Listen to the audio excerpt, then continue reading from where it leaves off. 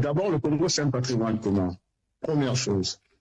Deuxième chose, lorsqu'on est commis de l'État, un grand commis de l'État, ne travaille pas pour un régime, ne travaille pas pour un homme, travaille pour la République. Je vais être factuel. Regardez les dernières fuites sur les évacuations sanitaires. 412 millions de francs CFA pour des évacuations sanitaires dont on sait pertinemment que dans les fameuses rubriques, il y a des gens qui n'ont jamais été évacués, qui sont morts en France. Le corps est parti à Brazzaville.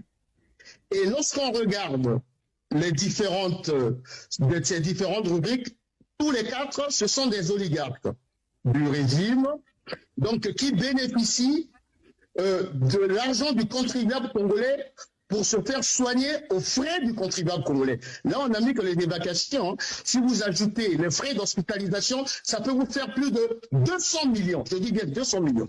Vous m'écoutez?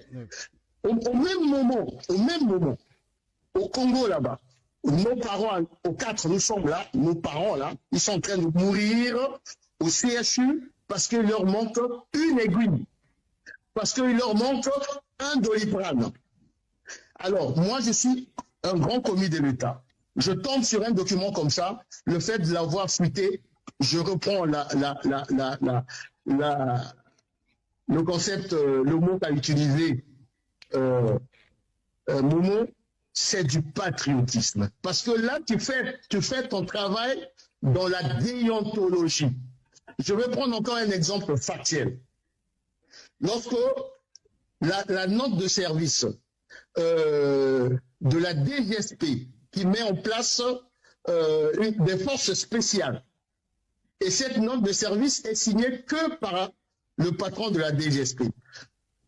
Un grand commis de l'État, un officier étoilé, bien formé, il tombe sur cette note-là. S'il le fuite, c'est ce qu'on appelle poser un acte républicain. Mais que dit Parce que lorsqu'on a été formé, véritablement, monsieur le journaliste, lorsqu'on a été formé, même dans ce pays-ci, qui est la France, même dans les pays démocratiques, lorsque vous avez été formé véritablement, vous tombez sur une note, vous tombez sur une instruction, une recommandation qui ne relève pas de ce que vous avez appris dans le cadre de votre travail, vous avez le droit. Et je terminais en une seule phrase. Est-ce que vous n'encouragez pas là? Est-ce que dans le journal officiel, vous n'encouragez pas là? Guy Mafima, pardon, vous allez parler. Est-ce que vous n'encouragez pas l'anarchie, puisque le Premier ministre, dans sa note qu'il a publiée il y a quelques jours, rappelle même la loi qui interdit aux fonctionnaires de l'État de faire fuiter les documents ou de diffuser les documents administratifs, sauf autorisation hiérarchique. Est-ce que quand vous pensez que c'est un acte patriotique, vous n'encouragez pas là l'anarchie et même le non-respect de la loi?